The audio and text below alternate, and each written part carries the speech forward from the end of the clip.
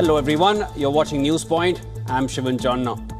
Hundreds of Bangladeshis gathered to celebrate Prime Minister Sheikh Hasina's resignation. Hasina's exit came after hundreds of people were killed in a crackdown on demonstrations that began as protests against job quotas. What happens next?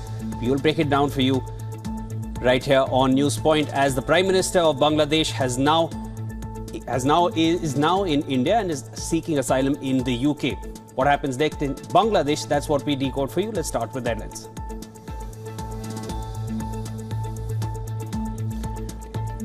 India's Foreign Minister S. Jaishankar chairs an all-party meeting to discuss the fall of Sheikh Hasina and the army's takeover in neighbouring Bangladesh.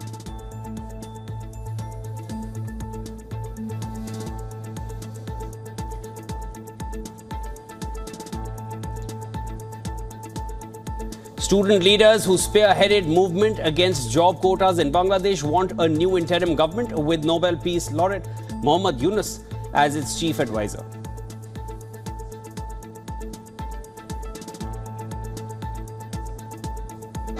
Bangladesh is now going to become the next Pakistan. She is 77 years old. This was going to be her last term.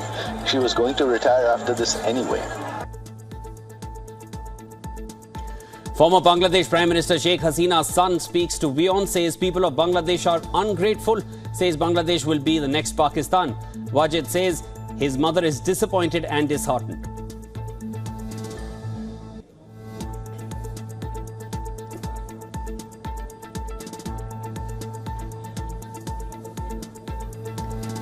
Global apparel retailers from H&M to Zara face uncertainty in Bangladesh as they head into key holiday season.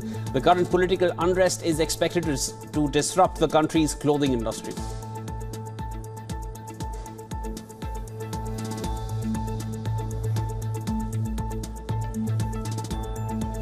At least 5 US personnel were injured in an attack against a military base in Iraq as West Asia braces for a possible new wave of attacks by Iran and its allies.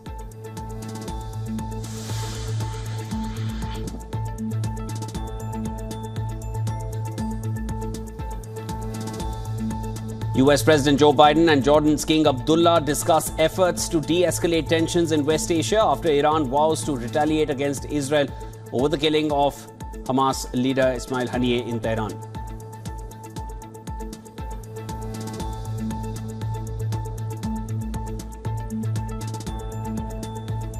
Kamala Harris is closing in on her vice presidential pick, with an announcement expected within 24 hours as she scrambles to introduce herself to the American public with a tour of battleground states just 3 months out from the election.